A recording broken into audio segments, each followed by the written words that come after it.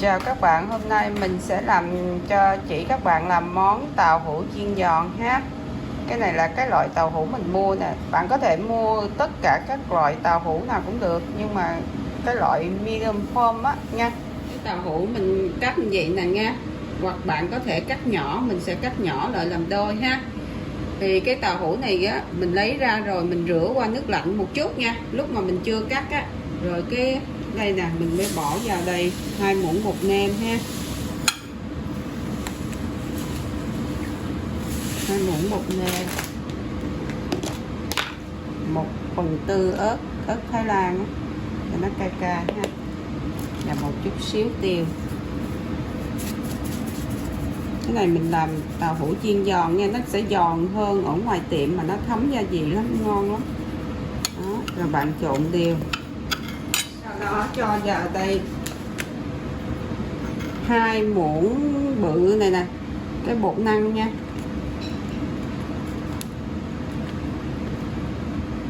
1, 2, trộn đều nó lại hết rồi cái mình mới ướp qua cái tàu hũ này trong vòng từ 1 tiếng rồi thì nó sẽ thấm hơn, rồi mình sau đó mình chiên nha.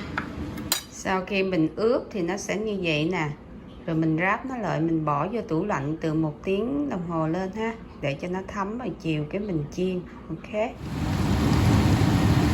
giờ mình bắt một nồi nước nhỏ lên để mình luộc cái broccoli của Đại Hàn ha. Bây giờ là đợi nước sôi. Sau khi nước sôi ha, sau khi nước sôi bạn cho vào đây một chút xíu muối nha, một chút xíu thôi. Chút xíu muối. Rồi bạn lấy cái muỗng ha, bạn lấy một chút dầu ăn ở phía bên này nè, bạn cho vào đây để mình luộc broccoli nha. Cái tàu hũ nó cứng rồi thấy không, nó giòn lắm mà nó vừa ăn lắm, mình không có cần nêm nếm gì hết, nó giòn mình mới bỏ nó ra đây. Cái nào nó chín mà nó cứng, nó giòn như vậy nè, thấy không, nó giòn hơn ngoài tiệm mình làm, mình mua nữa, ngon lắm đó. Mình bỏ lên trên này. Con gái mình đó, nó thích cả tàu hũ chiên mà mua tiệm Thanh Sơn còn này kia về nó chê mềm quá, cho nên mình phải làm cái này nè, nó rất là giòn. Qua bữa sau nó vẫn còn giòn như vậy nếu mình hâm lại. Giờ là sau 2 phút mà mình lấy nó ra, tại cái này mình ăn sống cũng được nhưng mà mình luộc cho nó hơi giòn giòn, nó ăn nó ngon hơn. Lấy nó ra. Cái nước tương này nè ngon dữ lắm ha. Mua nước tương này mình lấy nó, mình để ra ngoài cái chén để mình chấm broccoli nha. Bữa nay ăn thanh đạm, ngán thịt mỡ thì mình ăn tàu hũ ha. Rồi cái tàu hũ mình chiên xong mình để ngoài giấy này để cho nó ráo dầu. Bạn thấy nó cứng không? Nó rất là giòn, ngon lắm. Xong ở đây nè, mình lấy một chút dầu ăn ở đây ha. Cái dầu còn nóng của cái này nè, bạn để nó một chút như vậy thôi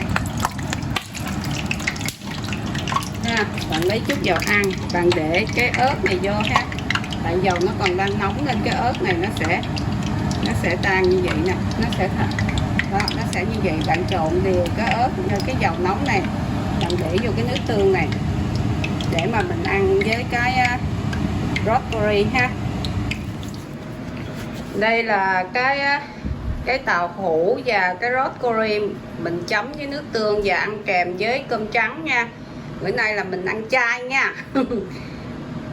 Chúc các bạn enjoy, nhớ like and share để ủng hộ mình. Chúc see you các bạn ở next video. Cảm ơn.